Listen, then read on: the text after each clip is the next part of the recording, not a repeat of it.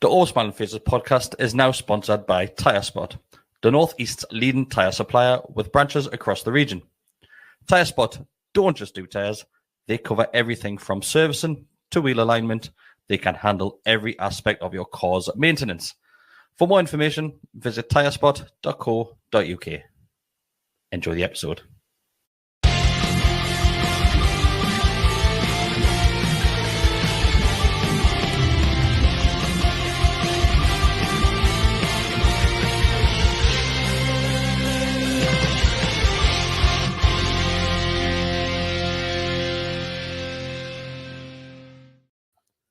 Hi everybody, welcome back to the Always Smiling Faces podcast on the GallowgateShots YouTube channel, and we are back Monday night live show.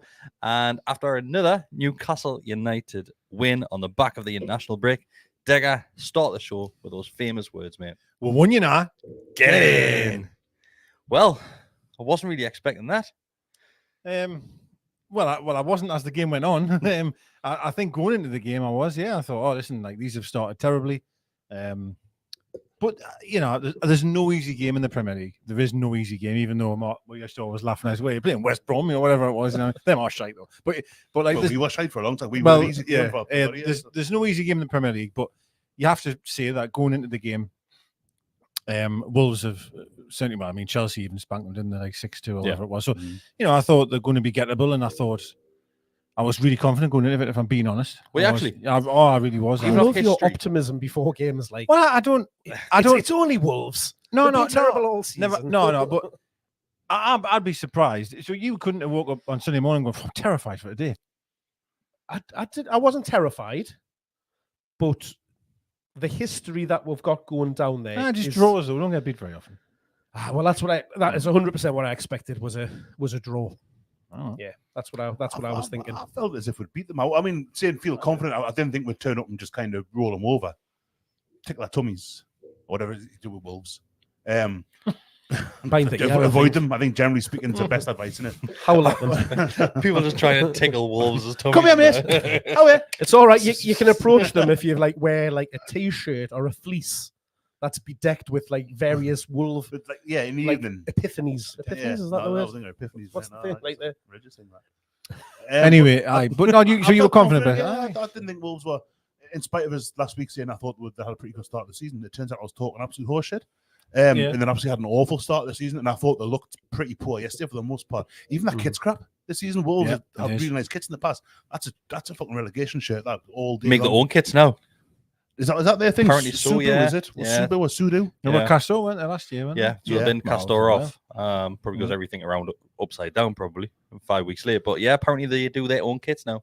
In-house. Aye. I mean, it's happened in the past. I mean, Roma did it a few years ago. Southampton have done it. Ipswich, Leicester. There's clubs have done it and done a good job, but that's a bad looking kit. That and Wolves are nice colours and all that. The badge is a good badge. That one. I kept getting confused a little bit during the game when the action was at the left-hand side of the pitch, because behind the goal there seemed to be loads of people wearing our third kit. There was loads of white shirts with green sleeves. I'm like, why are all them Newcastle fans in the away end? Watch it back. I honestly didn't notice. I'm assuming Wolves must have a kit that's similar to be there away or third, or maybe an older. Although I can't remember because we're drifting off camera. Remember one like that? Yeah. But no, it was sitting on his knee in a minute. I felt pretty confident. I thought with Tonali getting a couple of games for Italy last week, Gordon looking good for England. And I think what those two both need is like minutes in the legs, as they say. Especially Gordon. Like Gordon's it kind of showed a bit yesterday, and Gordon looked better. He came out after the England game and said that he's not match fit. Well, I mean, he's only had to a degree. I've long lamented the pre-season thing where he finished the Euros because we got to finally had the whole tournament just sitting on his arse, basically picked his nose and wanting to fall off his bike. Didn't get to go to Japan because of that. It wasn't worth him going out for a few days and coming back and having to recover from that, take 2 flights. And then he played 45 minutes in pre-season maybe against Girona on a Friday night. I think. So you can see he's not sharp. Like they could have get him to run to Japan. That would have made him nice and fit. Would have helped. There's a fair chance he would have beaten a flight and all. He's a swift old Forrest Gump, you know. No, I agree. And obviously, a lot of people thought head turn Liverpool nonsense.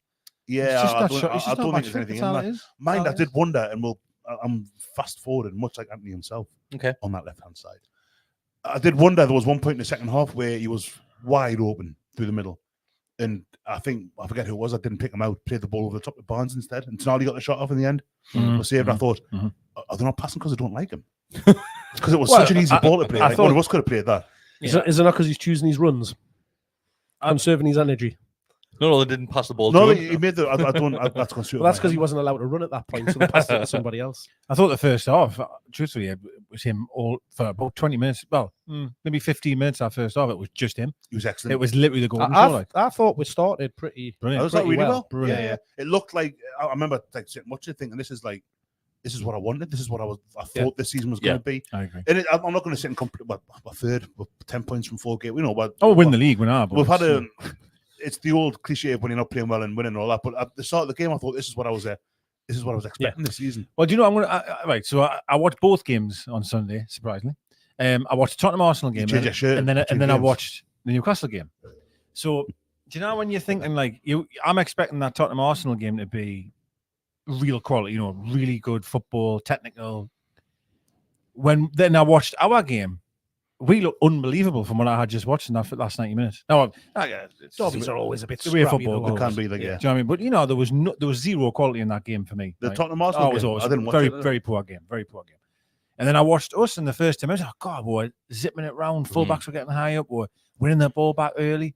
I thought two good chances as well. Strip just looked like sex, and I was just like, "This is it! Like we are back." Let's talk about the strip because you mentioned. We can do Let's forever. just scatter this podcast all over the shop, right? That's a change for us, isn't it? I know. But let's talk about the strip because I was very open about I thought Adidas had been quite lazy with this design because obviously we're seeing it from Puma, we're seeing it back in 95, 96 season, and I wasn't overly thrilled for it. When I saw the advert, then yes, slowly getting on board with it. See what I did there? The train, everything. On board, very good. Getting on board with it. Yeah. When I saw it in the club shop, a little bit more, fancying it a bit more. I'm thinking, I saw it yesterday, and it is the best. I was wondering which way you were going to go there. I really didn't know. You've literally done what I do every single year. Every season. It's like look at a shirt and go, it's Irish. And then when you see it on the players, you're like, I want all of them. I want it 11 times. Because when you do it as well, you'll go, I'm not going to, it's not going to happen this time. I hate it. I don't like it. And then like a week later, you've got it. I was the same, exactly the same. Seeing it like coming through, I thought, I don't. I obviously knew what it represented and stuff like that, but I didn't like it. And then I think it was maybe the first game of the season. There was loads and loads of people wearing it. I was like, actually, it's not. Yeah, it's not game. Well, it's when we went to Old George. There was a few people in the Old George, wasn't it? The day where I started like swaying, thinking, is it? But I still wasn't sure. But like you again on Sunday, I was like, wow, just looks brilliant. It's lush, right? I tell you what, and I've kind of done. I wouldn't say I've done the opposite because I do like it an awful lot. I would have liked. I think Joe mentioned this in my group. It's a shame that they haven't got lighter shorts because I think that would have 100%. Yeah. I think it's a bit dark. It's going to be my only negative. In the collar, the white kind of elastic collar type thing. It doesn't bother me. Actually, The like shorts, the white yes. better. Yeah. Because with the matches That's of 'cause you're an the old badge racist, and that's stuff like that.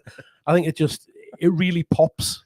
Like compared to like the cream would have. So for the watch along, which me and Matty did yesterday, I wore the original 95-96 one, and I was looking at it, and I forgot that the stripes on the sleeves are white.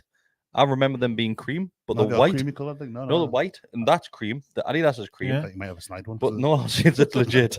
But no, that's straight up the same colors. Not on these shorts. These are they're not perfect. They're not the same as the cream as the Adidas. No, it's a darker cream on the Adidas, but they're the same color as the shorts. The shorts are like all right, okay, white. Right. Would you have liked them to have done the collar the same? No. So, no. Nah. The granddad color. I would have like. Nah. The granddad color the same as 95-96. Yeah.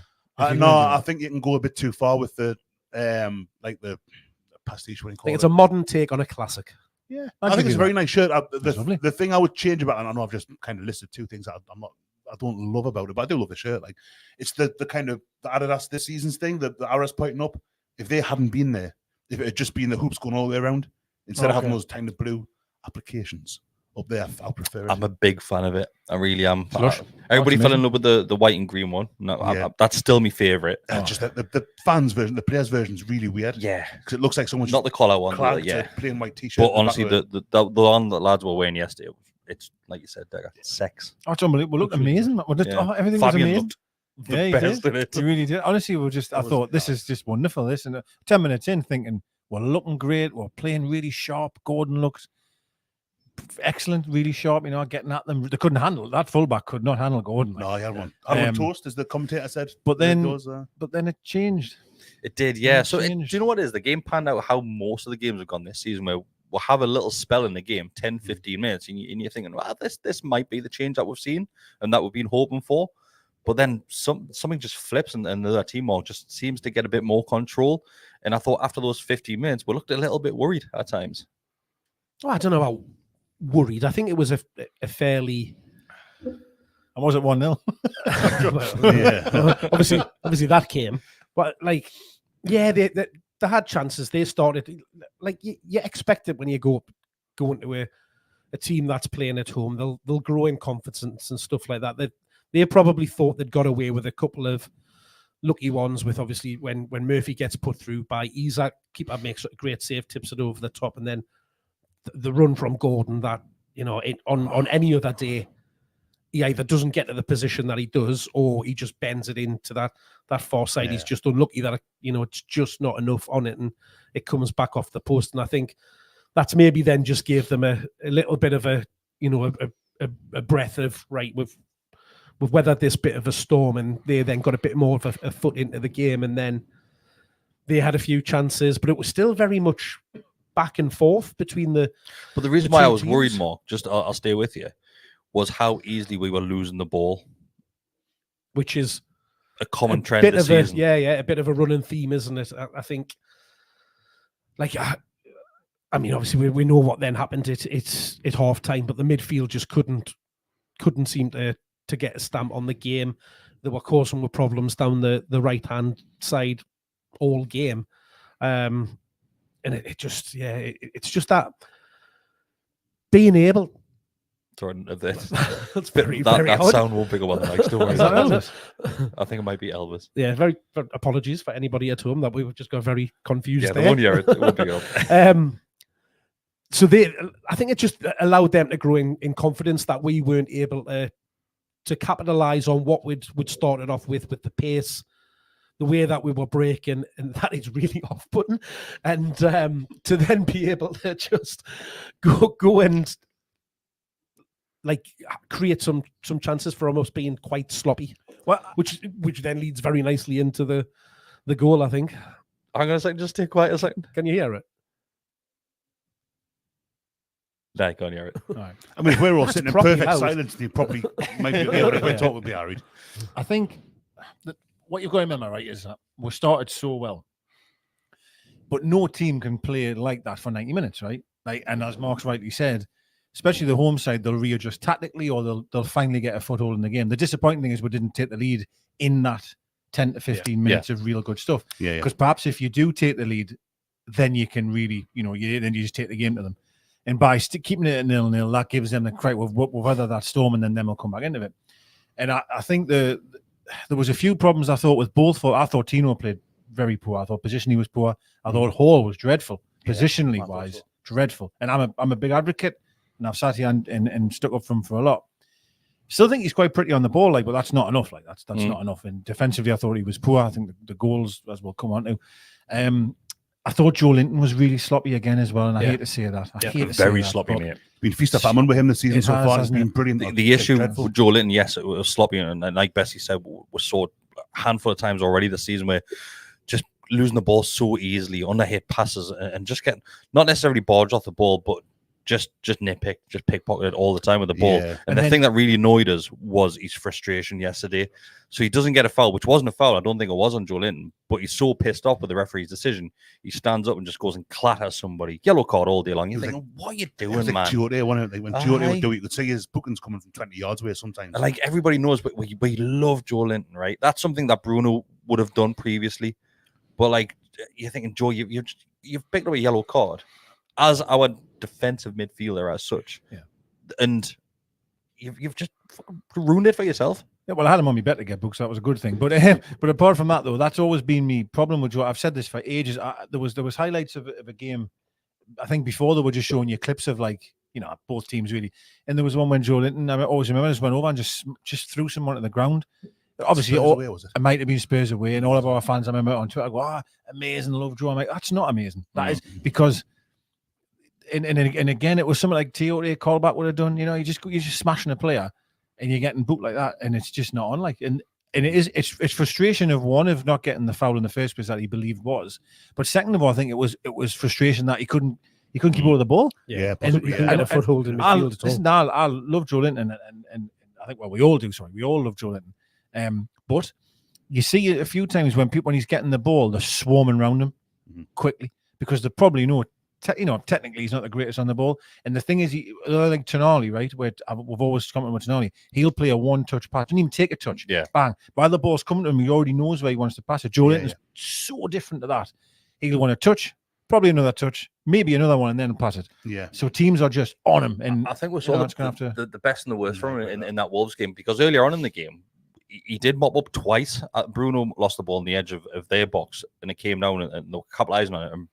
And Joelinton came and won the ball back. Happened again, but then we're seeing on the other side of the thing. And I said to Matty when we're watching it, we'll always get one of these moments from Joelinton where he just fumbles in front of goal, and he managed to just dig about with the ball on the edge of the box again, completely missed the ball, and just tore up on the grass.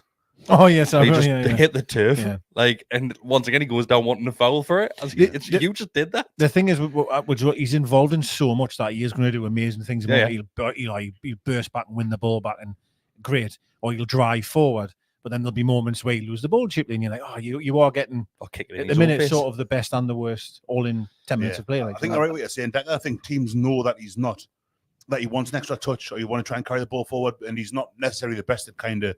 I know Bruno loses the ball at the minute, seems to be losing it quite a bit, quite deep, but he can play his way out of trouble. He can kind of drop the shoulder and get a few yards where Joelinton hasn't quite got that as much of that in his locker. And teams know that, and that's why we've seen earlier in the season, I think we've applied a lot of pressure to him, and it's worked. Stick with Bruno though, Mark. Do you think the referees have kind of being not as lenient with Bruno, because he goes down trying to win a free kick a lot?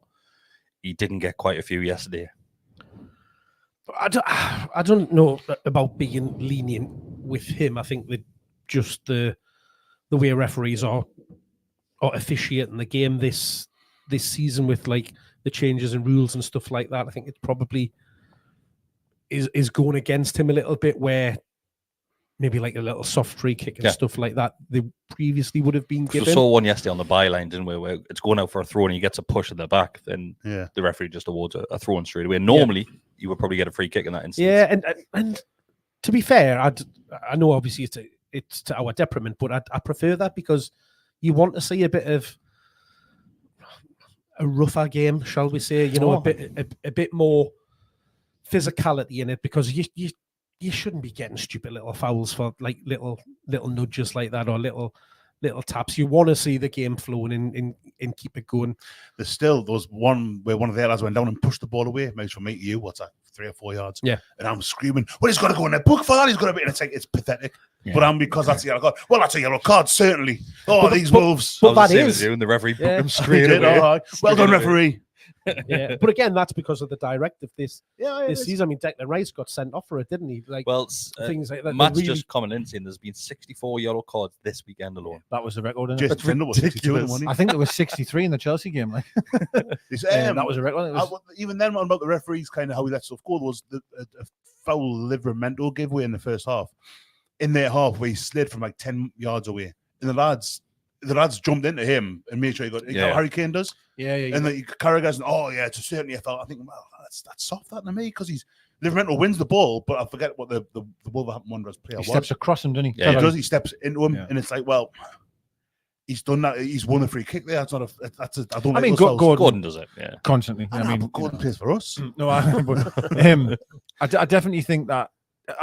You'd imagine referees watch film, obviously, on players, right? And look at, and I definitely think, and I said this 2 weeks ago, I'm sure I did, about Bruno, that I just feel they're cottoning on to this. I'm going to hold on the ball for a bit and just basically lie down. And they're not giving it as much. Then again, towards the end of the game, he was winning more of them. Exactly same scenario. Loads in the game as well. He kind of saw the game out by doing that. But there was, he did, but I think he was actually getting kicked out of, to be fair. But I just think that I'm finding that he's not getting as many. And I also still don't think he can run as much. There's something, and I have said this a lot about him, Well, that leads us nicely onto the goal. Well, the goal. I don't know. There's something not right So, there. Mark, talk us through it. Let's talk through the I goal watched it because back again. a lot of people are putting the blame at Longstaff's doorstep here. I mean, Which I think's it starts with Longstaff, doesn't it? But it goes through 3 or 4 players between him and it's the ball's coming in and he's trying to play a quick pass, isn't he, into Isak? Which we can't blame him for. No, and like, is it an error? Yes. It only becomes an issue because of what then happens afterwards. Mm-hmm. There's umpteen times in a game where somebody tries to play a through ball and it gets cut out by the defense. That's what they're there to do. The issue then comes at the speed that they break at. Obviously, the long ball gets played out wide to Larson, wasn't it? Lawson, yeah, and Burns up against him. He holds him up, and then he gets away from him, but he recovers and gets back into position. But when you watch it, I think you're being very lenient to Dan Burn there. No, I'm with Mark on this. He holds him up and he gets away, and he doesn't get away from him because he's back. He gets back to him to the edge of the box. This is when I realised how slow Burn is. We know Dan Burn isn't, but he stays with him. It's not like it's a foot race to get to the ball. The kind of together getting back on there. I don't think it's all on Dan Burn, but I think the where you lose that is where Dan Burn, you can see, tries to go and push him off the ball with his shoulder and misses. Completely misses. He does recover from that. I get what Mark's catches, saying. He does, he gets megged. I think there's because he'd been booked just before that. I think. I don't think he had got a yellow card. Had he not got? Nah. It must have came just after that. He definitely got booked. Dan Burn. Yeah. We had 3 bookings: Joelinton, Jason Tyndall, and was Dan Burn one? Was he? I don't think. I might be wrong, but I don't think so. Positive Burn got booked. Stats, so obviously that happens, and I think you think, oh, he's. I don't know whether you say maybe he's mistimed it a little bit, or he did get booked, should he? Yeah, I'd say because the graphic was down me and Dan Burn. Him and Joelinton both been booked 3 times in 5 games. Yeah, it was. So he then gets back, and then the awkward bit is he then gets nutmegged for the ball across. But the issue for me is what happens in the middle of the pitch when that ball gets played out and goes wide. Bruno is a good 4 or 5 yards ahead of their player. Mm-hmm. He's running back towards the goal. Their player goes past him like he's not even there, and he just doesn't react. Well, I think he doesn't react. I just think he's not fast. No, but he doesn't, because he's like he's looking and he's jogging, and then he goes, "Oh, hold on, he's away here," and he picks up his pace a little bit. If he'd actually just went back with the ball, he's in front of their defender and. Their striker, and fair play to their striker. He does a great bit of skill, really very clever to dummy the ball and let it run across. That catches Schar out, and it's a simple tap in really. But anyone else you blame for that? Anyone else? I think there's one person for me I'm 100% blaming as well. Schar for me is very unlucky because if Bruno comes, he's caught between the two. He's looking at him, but he's got the blow behind him as well. I think you're going to go with Tino, aren't you? 100%. Yeah. Tino, he's out. He's out of position. Yeah, I watched it 3 times while I was before I come upstairs. Tino just doesn't run back at all. Yeah. And Shea's covering Tino's what I would have to say is Tino's man technically. Yeah. Well, I think it's Shea's man, but Shea's had to move on to Bruno's man. So it's and if Tino fills in, and Tino can, I think this is when I get annoyed when I see goals like this. Is Tino is standing there watching all of this play out. Yeah, it's not behind him. It's in front of his eyes. He's literally seeing the play. And surely his reaction as a professional and a very good one can see that and going, Shea's got 2 here. Because you can see Bruno's not going to make it. Clearly see he's not going to make it.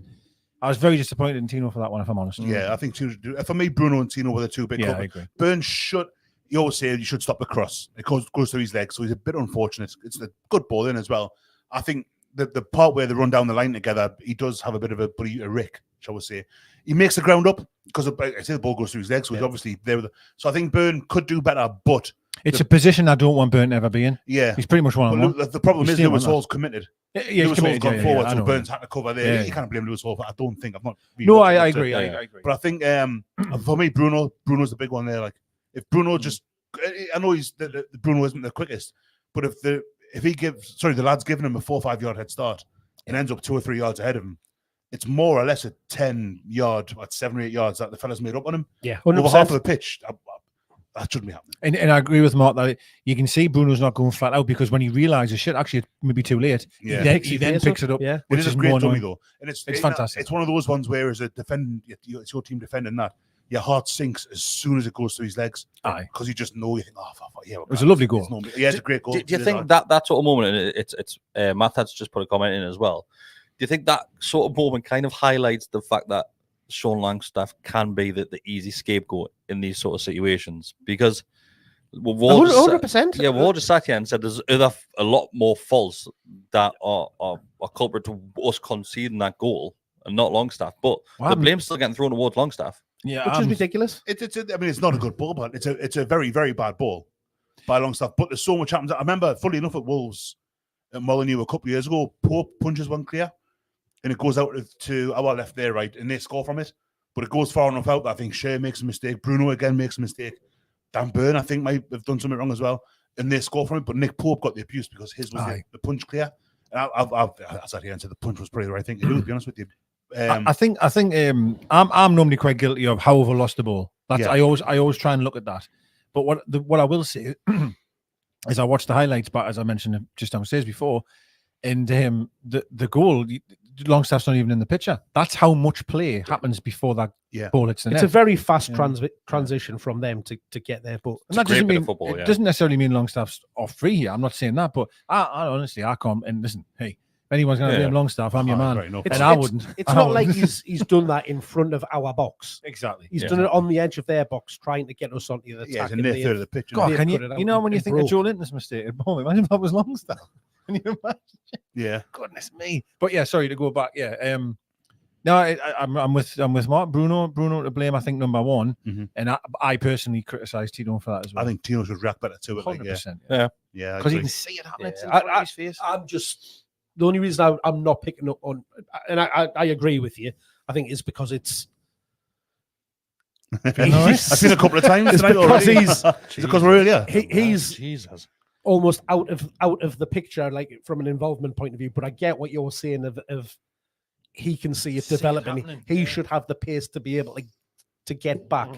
But if your man in the middle, which it kills us to say it, but if Bruno just. And it's not the first time that he's done it. Just bust a gut. There was he did a fabulous block maybe 5 minutes before that. Bruno did, almost did exactly what we've just asked him to do there. By the way, where I thought this could be it, and he came in and read the danger really well. So yeah, just frustrating. But I think just to reference what I mentioned about Bruno, he just doesn't seem to be very comfortable when he's running and moving. I don't know. It just seems really slow. Do you know what it is? I think the season after we signed, towards the end of that season, when everybody started going, and ourselves included, he's got an ankle injury. That's what it is. Yeah. I think it's just him. That's just him. Yeah, I think it's just him. Yeah. It might be like. But he can do it going the other way. Can he though? We've seen it loads of where you think, he's knackered. It'll be the last 10 minutes of a game, and he'll sprint out of midfield to get to the edge of the box. I don't know. He's not because he wants to see he's not a player I associate with a long busting like Joe Willock, for instance. You would. Yeah, I think I'm getting more and more of the opinion that hey, no problem. I love him. Like he's fantastic. You need legs in and around him. Like because he cannot run. Like he can't. Longstaff and Joelinton aren't the answer there. Then others. I mean, they're not. No, they're not. I love them both. I love Sean Longstaff. They'll run all day for you, but they're not Willock legs. They're not. You not need speed. You need legs around him. I think to get the best out of him as well. Yeah, must be. Scott's highlighted the diving header at home to Leicester. That was the dying second of the game. Did he? Was he not already in the middle of the field when he? No, he ran from it. Yeah. Because we had the ball. That was Matt Target had the ball in the byline, give it to Willock. Yeah, you're right. Yeah. 70 yards with it. Down the pace. Yeah. He'll do it going the other way. I do when his name's getting in the headlines. Mark, is this the start of your anti? Is this Bruno the new Maxi? I'll never be captain. I'll never be anti-Bruno. This time, yeah. But yes, we'll concede. We're going at half time. Well, actually, before that, we'll see Isak get the ball absolutely smashed off his face from Dawson. Isak wasn't happy about that, but just he did get a little poke in the eye through as a follow through from it. From the and ball. I wonder whether so when he obviously blasts the ball off him, hits him square in the face, but then as it kind of play goes on, his arms out, and I don't know whether it's that's caused. I thought he was miles away from the ball. Nah, I saw someone say it was a boot in the face. Oh, it was I definitely didn't- a I hand. thought- I thought It it was was definitely a ball. hand. I thought it was a ball He smash. got off his smashed. face, He like. got smashed in the face by the ball, and then as he kind of I'm gonna watch it. goes past him, he's got his arm out, and it catches him, because I think that's what he. I don't know whether that's what's done the damage, because there seems to be a bit of a difference in opinion whether it's the ball going in and smashing his nose and making it bleed, or whether what something I'm then was mentioned about an eye, and whether he's got an eye injury, and whether he's just been poked in the eye or scratched his eye or something like that. And I don't think even anything's came out today about it. Well, so it actually mentioned it in commentary, apparently. The reason that he didn't come back out for the second half is because it couldn't stop the bleeding. Yeah. Couldn't stop the But bleeding. not where he was bleeding from, whether it was the nose or the eye. He's from bleeding Sweden, isn't he? But yeah, whatever. Hopefully that has been sorted now. And it doesn't mean he's going to miss any upcoming fixtures, because we don't really have a striker. Well, we do, but doesn't get any minutes in the Sula. We could see him in a mask. Yeah, couldn't we? There's a question about that, so we'll come on that at the end. But there's 3 changes made at half time at Tekka, and me and Matty, when we're doing the watch along, we sat there and said, Eddie Howe doesn't make changes at half time. He fucking did this week. Love it. Honestly, I love it, and I love any manager that's brave. Like, and there's a lot. I agree with what you've said there, what Matty had said as well. Like, we might not always say it, but there's a few things I will say about how he's very brave. Right. So one is the situation with Trippier. You talk about having the balls to leave someone out like Trippier, and I know this is away from the question to a degree, but you've got the balls to leave out someone like Trippier. Tonali, right? I would imagine Tonali's been. You would think Tonali's ready to play. He's not starting. He'll want to Barnes start. must be literally kicking Howe's face in, let alone the door, to get a start. He's not on. We didn't really touch on that, did we? The starting lineup. No. Didn't really mention it at all. No? And I think, yeah. So, like, by that half, Do you know what I mean? I'm thinking that you're of the same opinion of me, is that you didn't expect to see that starting lineup. No, honestly, mate, I didn't know. And again, to come back to being how I feel is brave for Howe to do that, and then the 3 subs at half time. He's obviously went in and rinsed them, I think, at half time, rightfully so as well. Like, and he's been brave enough to make them 3 subs. Now, what one's forced upon him? To be fair, maybe it would only been 2. Maybe. Having said that, it might have been for Murphy, but obviously, yeah, I don't think he would have. I'm not sure. Would it have been the 3? Would have Would it wanted have to been take Murphy? Isak off. Yeah, no, definitely 100% not. No, so it might have been 2. The third's just has to have happened. Do you know what I mean? If anybody's got the in there on the phone, turn it off, because we are dropping in net speed like mad. I haven't got it. Oh, we're not. I was just watching YouTube there. That might be you. That might have been you. I was, trying to Wi-Fi see if on, I was looking for the Isak thing, but Maybe it's the didn't show it. Yeah, maybe it's the nightclub upstairs taking all the bandwidth. Like, I really apologize to you watching and listening. You won't hear what's happening behind us. We've just had Mumford and Sons blasted behind us. Is that what it was? Yeah. But the Hopeless Wonder, as it called. Hold on a minute. That's what that Aren't you was. the DJ here? Is your Wi-Fi on? Don't like Muffins. It's off now. Yeah, sorry. Well, then one of them are racist as well. That's one of us is as well. Who's racist? Mumford and Sons. one Allegedly. One of them left. For, Let's just say allegedly. they're not watching. One of them left. Their for, lawyers might be. Anyway, let's get back to football, because this could go off on one. But yes, the 3 changes which were made, Mark. You've got Willock, you've got Tonali, and Barnes. And Come Barnes, on. Harvey Barnes. So 3 that come on. That's a wonderful It's a trio, great 3. It's a good bench. What worried me is because, yes, we're probably the first 10 minutes we saw a subtle change from what we saw in the first half. But I was worried that we may have shown our hand a bit too early and thought those changes are all that we can do. And if we don't capitalize on that quite quickly, then what else can we look at the bench? Yes, you had Trips on there, and Trips did come on eventually. Yeah. And do you know what it is? I've sat here and went, Tino, you can see why Tino's our starting right back now. Trips me like. It's weird. I was the same. Whenever we've made that change, it's been for the better. So when Trippier's come off and Tino's come on from, we've gone like, Tino really changed the game. He got about his man a bit more. And then a couple of times I remember Bournemouth is Markwood. And Saturday, thinking, it was yesterday, wasn't it? Like, Trippier coming on, it really did make a difference. Mind we were still really backs to the wall at the very end, but we'll come to that, no doubt, as we go on. Like, but yeah, I think Trippier made a big difference when it came on. But great to see Willock as well, though, because we were not expecting to see Willock this early. Did you see that that stat? You know, the other 13, that Twitter account? 4 was a 4 chances created. Another 5 in the game. Was a 5, was it? Yeah. 5. So it was this Twitter account called the other 13, other 14, because it was top 6, and they give you stats from the clubs that aren't the top 6. Also, they just the put them on the traditional stats. top 6, yeah. Get in. And you get like who, and Joe Willock was top out of everyone for chances created yesterday or the weekend. Played 45 minutes, and even then they do it. So they'll show you the best of the other 14, and then they'll do it with the top 6 included. Yeah. And he was still like second or third out of the whole league for chances created. After that game, truthfully, I was sitting there, as you would be, and I think he is our most underrated player. I agree with that completely. I think Joe Willock's a brilliant player. Yeah, I agree. Even everyone, when you talk about signings, everyone knows Bruno this, Gordon that, Isak that. Oh, Burn isn't shaming for his price. Absolutely, all correct answers, by the way. But Willock's the one. Like, Well, Willock never gets enough talking about. Isn't that just because we've missed him so much? He hasn't played. He's like a new signing, a whole lot, which is ironic because he was almost the only forget signing about we him. made for. Yeah, no, it is. It probably is, mate. It is. But like, it's his energy, man, of collecting the ball and being the drive. That's what I love about him. He's so direct. Yeah, he's so direct as a player, and is willing to. He'll go past anyone, and he's not exactly blistering quick either. He's not like a Gordon where it's like off the mark quick. But he is fast. He is quick. Yeah, but he carries the ball so quite well. awkward, isn't it? Do you know what I mean? It's like a bit languid. It's a bit. Do you know what I mean? He plays the right pass quite often as well. He does. He was outstanding when he come on. Like, yeah, I mean, both goals he was really heavy. I mean, Yeah. both obviously like from the halfway line and stuff. But both goals, Joe Willock's kind of picked the ball up, taken it forward, got into that space on the left, and played it into Barnes. Do you get a little bit worried though?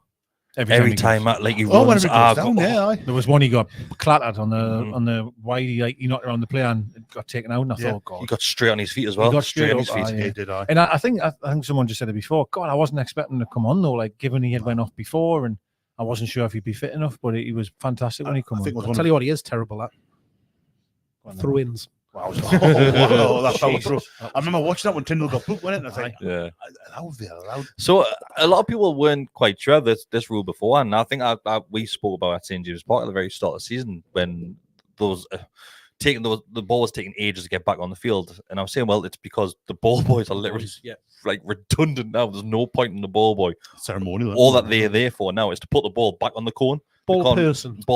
Sorry. And is that to stop any bullshit like time wasting, advantages and stuff like that? It's meant to be. I get that. It all comes from. I put in the group area. We had 100 and whatever years of football where ball boys weren't a problem, and then Mark Robbins started flapping his gums a year or two ago because he wasn't happy with how a ball boy behaved in an FA Cup match, and all of a sudden that's it. It's even last season they weren't allowed to give. So the ball boy couldn't give the ball to Nick Pope to take a goal kick, for instance. Pope had to go and get it either the ball that was just being in play if it kind of rebounded in the vicinity, or had to go and get one from one of the cones. And that's just the way it is now. Hence why you see the goalkeeper's taking an absolute piss to get the ball even more so now. They're just walking around the back of the goal, taking forever. You remember, if you've watched, you would have watched Bessie, mate, of the All or Nothing with Spurs, the All or Nothing on I've never watched any of them. He invites the ball boy, Mourinho, because he's quick thinking. They score in the Champions League, and it's because he gives him the ball fast. And the score that catches him off guard. And Mourinho brings the ball boy to the training ground for a day to see all the players. And that. So I get both sides. Part of us loves Mourinho, and part of us thinks like the way he was a Dele Alli and stuff, thinking like, it's not good that like. Well, he's top of the league at the minute, and my mate. Oh, I'll get in now. My mate scored one and made the penalty yesterday. You ever seen the episode of Friends where in Turkey Phoebe gives birth? I was thinking about this yesterday. I was coming back from the gym yesterday and I saw you today. Oh, Maxie scored. And the doctor's obsessed with the funds. Oh, yes, It's you with Maxie. Yeah, it is I. Everything that happens with it, I think it's Phoebe, everything that happens with regards to his pregnancies, all the funds, by the way. Well, I had the game on. I had the Fenerbahce game on because I was watching him. And he scored and then won the penalty. He just absolutely rinsed the fullback. In Turkey? It's fine. Listen, it's fine. It's absolutely fine. I love him as well. Like, he did mint though. And Mourinho doesn't he play for it? Top of the league in Turkey. Roma's 15th, haven't won yet. So 3-4 games in. Back to a substitution. In fact, no. Let's get to the goal, the first goal. There's so many people watching the watch along and just saying, just take a shot. We're not taking shots at goal, and we're just because it was just after the ball comes out of play and Tonali's on the edge of the box. He has a bit of an opening in front of where you're thinking, just hit it. It goes out and it goes through with other players, and just nobody's brave enough to take the shot. Fabian is that player, isn't he? And on commentary, Jamie Carragher said that there isn't a single Newcastle United fan that isn't asking, why are you taking a shot from that distance? He's never seen Fabian Schar play football. I was very poor at that, Ridiculous. The PSG goal last season, the Forest Burnley. Ridiculous. It's like he's Burnley, did you score against Burnley as well? Years ago, very similar to the Forest goal a couple of seasons ago. I think lazy. Yeah, I mean, if you see it, if it doesn't do that deflection, it probably would people wouldn't put the TV out because it was horrific. I mean, it wasn't the best of shots. That was never going in a million years. It's weird. It was on target. It was on target. So I think the keeper. Okay, I'll give you that. He's I think testing he's the keeper. hitting it to test the keeper. Does it spill to somebody and we'll get a And ironically, an arguably opportunity. the best player on the pitch, bless him, at Coffee's Heat. That Dawson was tremendous. No, it yesterday is for very them. good. He blocked Solid game, There didn't he? was that one where it skids off his head. He gets one in his face. And as then there well. was one towards the end. He was offside as well. He blocked one of Aye. their shots and he was Yeah. offside. He played so well, him. But anyway, he was Top lovely. 100 as Great well. header. I know. But what a ridiculous statement to say about Fabian Schar. Yeah. You know, if he's on the edge of the box and he's got a bit of space, he's hitting it like. There was a couple of things. Sorry to go back a little bit, but Carragher said when them scored the first goal, Carragher was waxing lyrical about the tactics have been amazing since minute one. And what are you on about, man? It was the first time they had literally broken the game in the squad. It was all us until then. Yeah. There was a few things he said that were really off, like. He sighed when there was an opportunity for them to play it into the box and they didn't. He went, oh, He did, that's what aye. you did, man. That was really ironic. They were good, man. Well, I used to work with the bloke when I worked in the prisons. A fella called Mike, lovely fella, old electrician. no, when you were in prison, you didn't work there. No, that's what I worked in prison. That's And what, that's Oh, what sorry, they're Dick, doing, but that's I when they're totally doing missed this that. Shutter Island thing on him, wasn't it? But Mike is a Wolves fan, and I've got him on Facebook, and he was saying at the start of the game yesterday how he was having a right good Carragher for being anti-Wolves. He's like missed that anti-Wolves. He's had a right pop at him on Before the Facebook, game? Before the game, aye. All right, okay. So it must be a you know how you build up these. Must have read it. He's maybe he's like, Mike Tyson said. Mike's a lovely bloke as well. He's a nice fella, Mike. But just weird that he said that, and then we're kind of. It's almost as if there's like no conspiracy. Remember when like? no, I don't think it's. I'm not saying about you that, but Yeah. remember when like Matt Ritchie got sent off for a high foot, and then whenever someone's foot went against Huddersfield, like promoted the hate, Yeah. came back up. Then every game, Matt Ritchie got the hate us. Ritchie got sent off for that. The hate. We It's all the hate Newcastle. It's every club's got the same, except probably even Man U fans. Yeah. But to be fair, Carragher, has on every show I watch him on is really twisting the knife about this civil war and how he'll get the England job, and it's not all right up there. And I'm telling you, because he once said he had to get the England job. He said that, and every time he gets interviewed about it, he just starts to twist the knife a bit. And I'm not saying that's why he's on Sky yesterday going like saying these things. I'm not saying that. I'm just saying it. I like him. He was nice to us when we went down. He was really nice to us, Bestie. Yeah, he was. There was a lot of comments in all of the build-up and stuff like that about this, the relationships at the club as well. Wasn't it? Mentioning mid-commentary. Really went. There was that one point where the camera just hovered on, like looking at Mitchell for about a minute, and they're talking about it, and it goes anyhow, and it goes back to It's Mitchell. just after we conceded, it went straight to them. That's what pissed us It's off. like 'cause the I was narrative. like, They cannot wait. They kind if Gordon when he did that bit skill and they hit the post, if that goes in, they don't go to Mitchell then. And that's just bullshit. It's awful. But anyway, we did I'm sorry, equalise. yeah, We did equalise. It went to 1-1. Of There was only one team after that for me. course Yes. it was. Yes, there was. Well, 100%. up until I would say the last 5-10. Well, Maybe it five. felt like when that goal went in, because we Tails made were the up. changes, tails were up. It went in, and I thought, we're going to do it. We're going to do it. But let's just get straight into the best goal of the game. The best goal I've seen for a long time, to be fair. probably since his last one. Yeah, probably. It's what he Probably. does. Since last week when he did Yeah. the same thing. He's like having his own competition, like how Miggy was the previous. Yeah. He's just like, I've just seen what To I be can do fair, this I week. thought I'd seen goal of the season on the Saturday, The Villa. watching that, and then That is a lovely goal. Brilliant that goal, night. that That is a Unbelievable. lovely goal.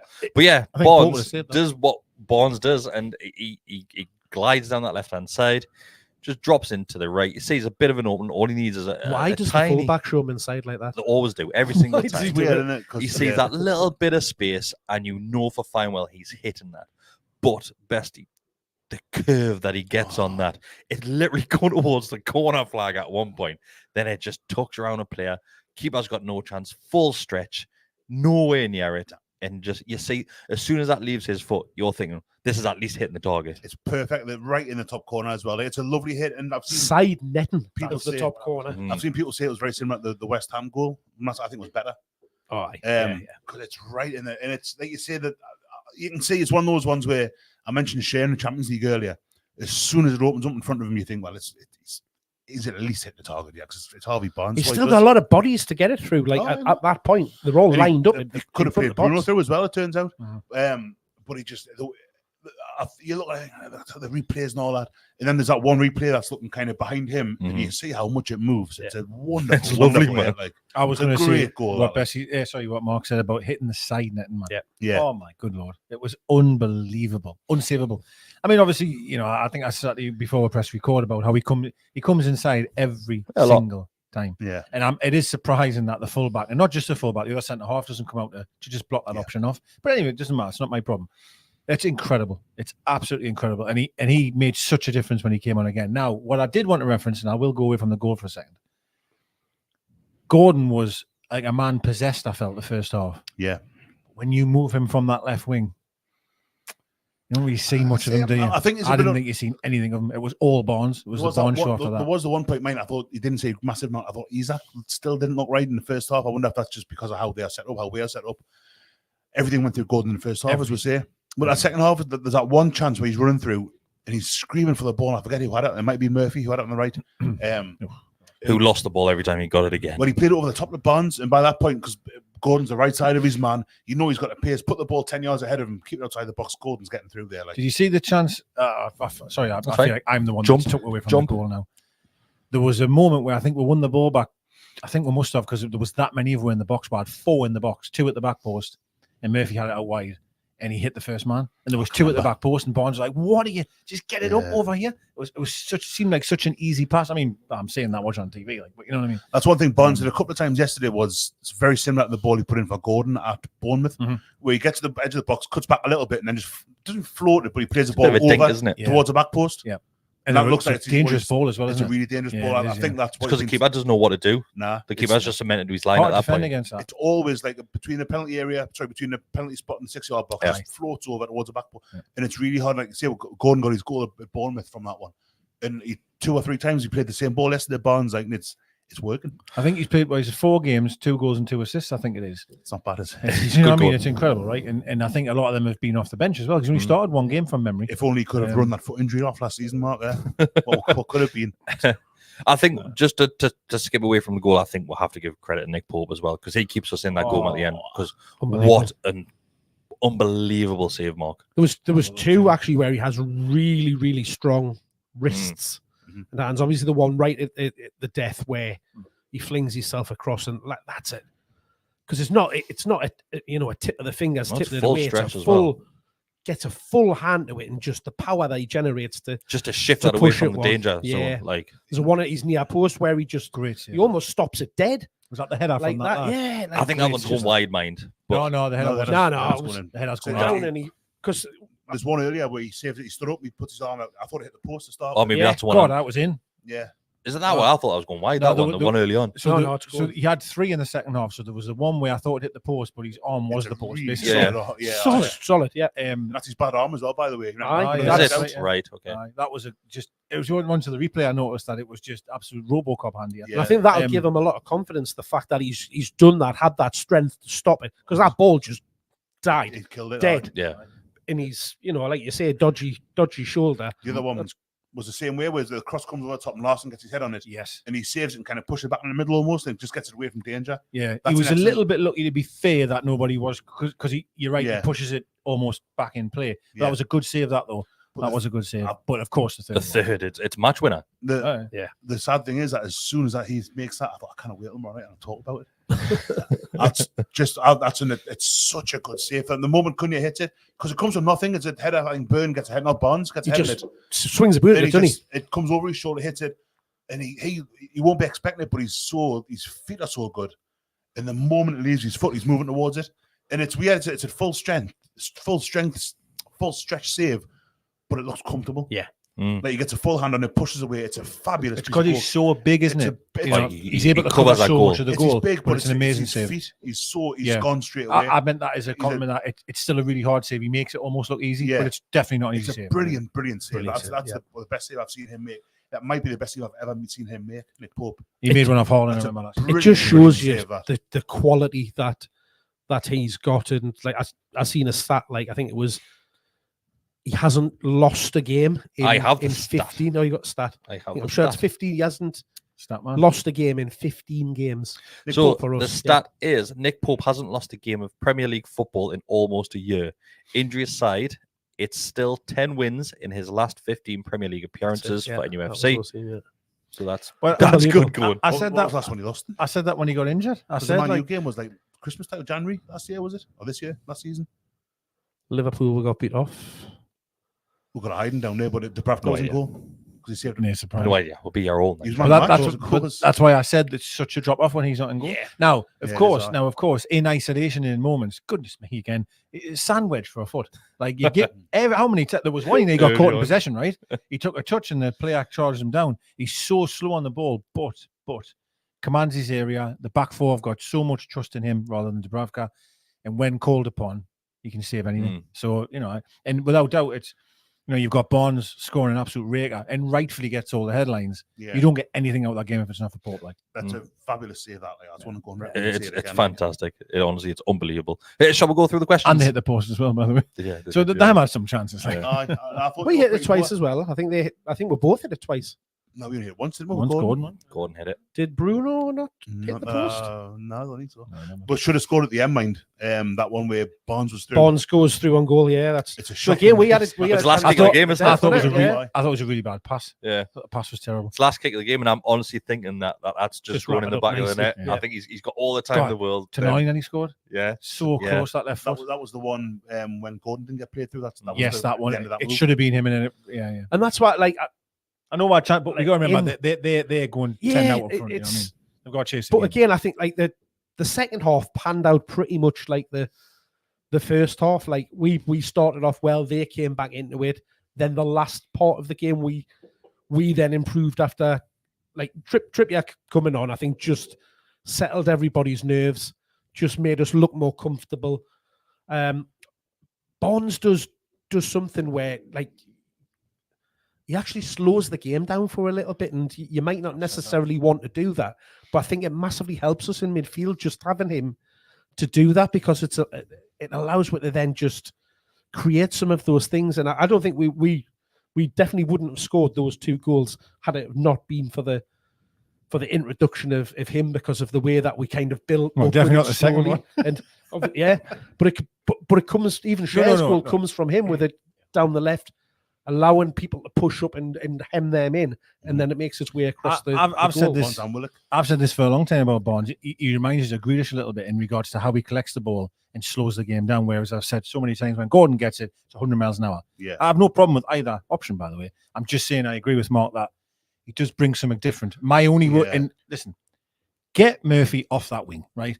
It has to be them 3 up front. Period. And I said this 3 weeks ago, right? How Eddie, if you're watching, I said this 3 weeks ago. It's got to be Barnes, Isak, and Gordon. Now my only, and I agree with you, Mark. And now what you're going to say, you're probably not going to get the best out of Gordon if it's Gordon being sacrificed. And my worry is just for Gordon in general, because how can you have someone who's playing for his country recently at left wing? That's his position, and now you're getting them somewhere else. You ain't gonna be happy with that. Like, I was really surprised that Barnes didn't start. Like, I think you could. I was as well, mate. I was easily have you could switch them. Start with Barnes on the right, Gordon on the left. Yeah, because they offer something so different. Barnes, that's what I'd do. Is more likely to get a ball in with his right foot. Yeah, Gordon's more likely. That's exactly why I'd start him on the right. I think I would start. You could do both because. So you saw who? Sorry, right? Barnes. Start Barnes right because Barnes puts it. I think you do every both. Every single goal he scores is a rake. Yeah, but Barnes can be more of a right winger because he's more comfortable swinging the ball in. I know what you get from him on the left. I'm telling you now, but you absolutely get that from Gordon. I'm preferring a shot at goal than a ball in the box. What I'm saying is you could easily switch. You're not going to get that from Gordon on the right either. Have him at the front. Start with Barnes left, Gordon right. Switch him after 10 minutes with 15 and just have him. I agree. Have a nightmare I agree with that. Both of them all the time. I agree with that. Nick Pope, the last game he lost was Bournemouth away last season, 2-0 in November. Oh God, that was a honking game. That was terrible. We always do badly down there, or play badly down there. If anybody does have any questions, send them our way. I remember the yellow card. It was Murphy because he went down the tunnel to go and pick the ball up. Yeah, right, he did. And there was one on the corner. There was one right at the corner. You decided to go. I'm guessing where the ambulance will come in. So 2 of our yellow cards were for that, basically, because Tyndall's. Well, you got to think Dan Burn got it for kicking off with the linesman. That's where he got it from. That was stupid. Joelinton. It was a foul, mind. It was a foul. Foul. Joelinton got it for retaliating. Yeah. After not even a prior referee's decision, one that he didn't agree with. Murphy got one for going miles away to pick the ball. He was off the Sports Direct. That's fucking picking another ball up. And Jason Tyndall got it for giving the ball to Willock to make that thrown. For not wasting time. Yeah. Insane. But the Tyndall one could have also have been because for him having 2 players in the technical area. 2 coaches. Well, apparently that's not something which is going to get highlighted for much, unless if everything stays the way it is and calm and there's no kickoffs and stuff, that's fine. They mentioned it on that ref watch today. I didn't. So they're not going to stamp down on it. I tell you what I think. If I can go back to what we're talking about at the very start, I think we'll see every away game, we'll see the away or third shirt. Sorry, what? I think every away game we'll see one of the away shirt third. Rather, yeah, so I was shocked that we weren't Oh, wearing the black and white stripes, to be fair. Yeah, because we do when we wore that with the original Grandad collar 95-96 one, we didn't wear it after October. Is that not because Wolves have got black shorts though? Well, we could have worn all white. Yeah, Could have, yeah. white shorts. We're having have we got white shorts this year? Yeah, for the third. For the kit, third and we'll have on They're white on the green. The home one's got them as well, haven't they? the away one. There was the under 21s played Spurs away. Right at the start of the season, they wore white. So you think we'll only see black and white at home because we'll always wear either the hoop or the white? I'm all for it. Because I would imagine one of them two is going to be absolutely fine. There's no way them two ships. You could argue like Southampton away because it's red and white, but we couldn't wear black and white stripes. Couldn't wear white. So we'd have to wear the Spurs is obviously all white, so you wouldn't wear the wear the hoop one. Wear the hoop one. Good shout. It's a beautiful shirt. Because we'll see away kits more this season. I think this is more these days. Yeah, we've worn away kits at Old Trafford for absolutely no reason whatsoever. I think we'll probably see every away game this season. We'll wear. I'm all for it. I think you should wear your away shirt away from home anyway. I do. I agree. When they're as beautiful as ours. Yeah. Right, let's go through some of the questions. Go on. Like I said, anybody else has more questions, send them in as soon as possible. Not too many, I need to wait. Yeah, not too many. The first one is from Liam that says, on Saturday, would you drop Joelinton? He goes on to say, I would for Willock. So here we go. This was a question which was sent in last week as well, saying how long in the season before Willock replaces Joelinton? I don't think you'll see it yet. I don't think you will. But definitely not because of Willock's fitness. There's no way he's going to start. Yes, we know Joelinton hasn't had the best of starts when he's obviously getting pushed off the ball, dispossessed. We know that. We still know there's a top player in that role. So I think it'd be very trigger happy for Eddie Howe to be like, right, Joelinton, we're replaced by Willock. Again, people have short memories in football. The first game of the season, you don't win the game because he scores. Yeah. 1-1 nearly scored. Great finish. He was amazing in that game. He was. And then the Spurs game, he set up the goal for Isak technically, but he gave it to Murphy. It's his pass that plays the ball through. That's right. Yes, it You is. know what I mean? So unbelievable pass as well. Let's just relax a little bit. Now, don't get us wrong. Of course, there is areas where he needs to improve. I'm not saying there isn't. He does get caught in possession. His frustration and then getting booked it's not good enough. But at the same time, that's just Joelinton is a huge part of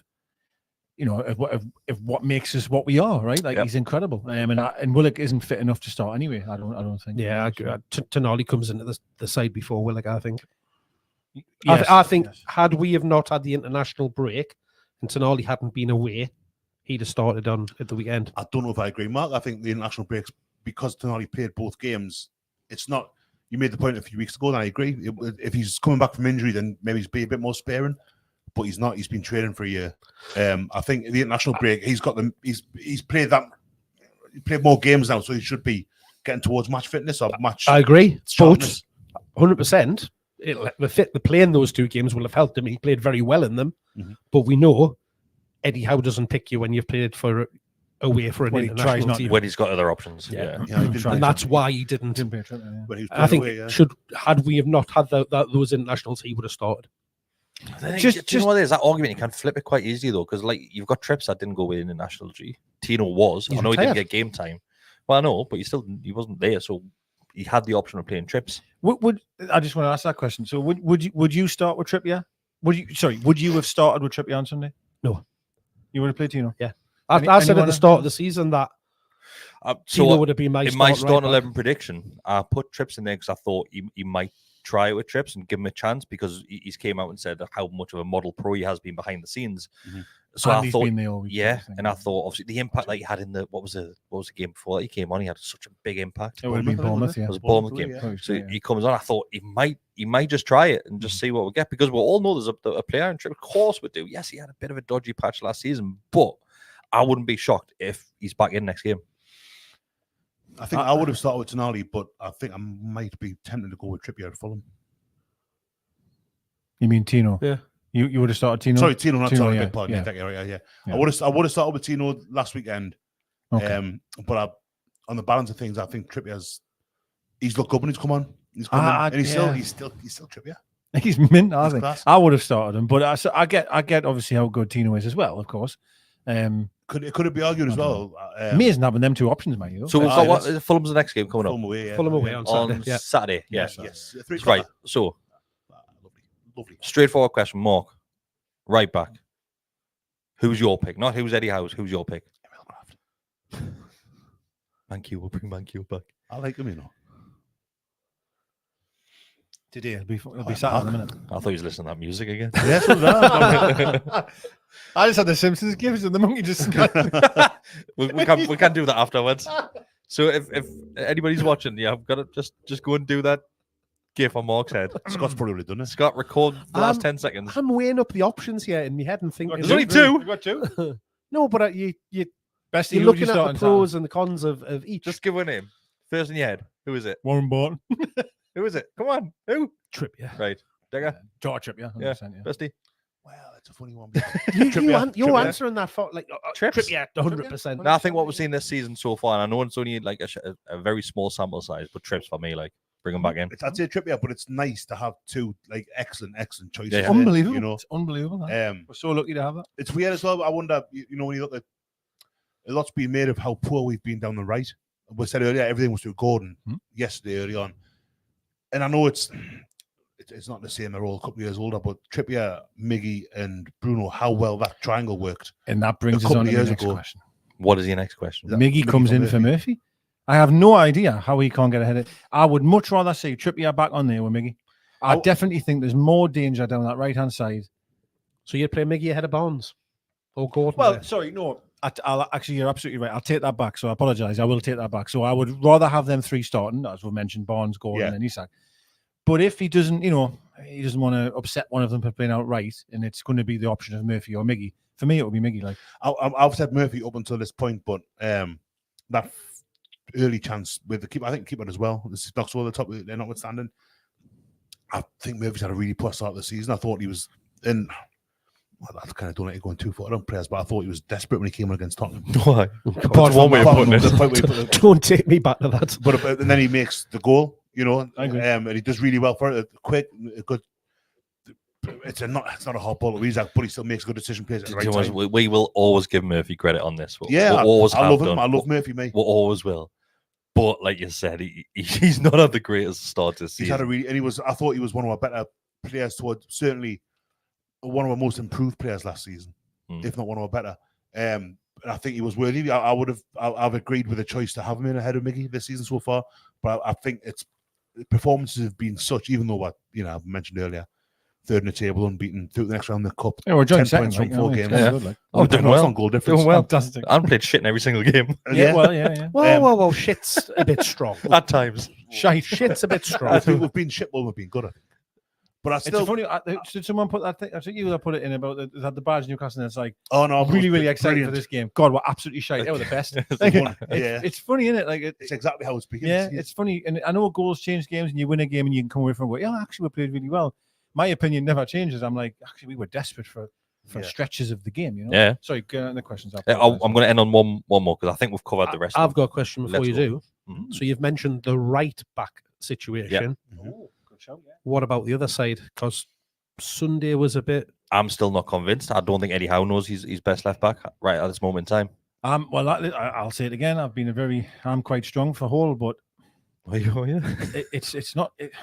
I think positionally he's very suspect. Positionally, really suspect. And I think sometimes he's very rash on. As much as I think he looks comfortable on the ball, and he's always trying to make something happen. He's quite dangerous in possession as well, isn't he? Like sometimes I think he's been really poor this season so far. There was one I think agree, was it came on. I think he might come on against Bournemouth second game, and he made a difference. He looked good when he came on again yesterday.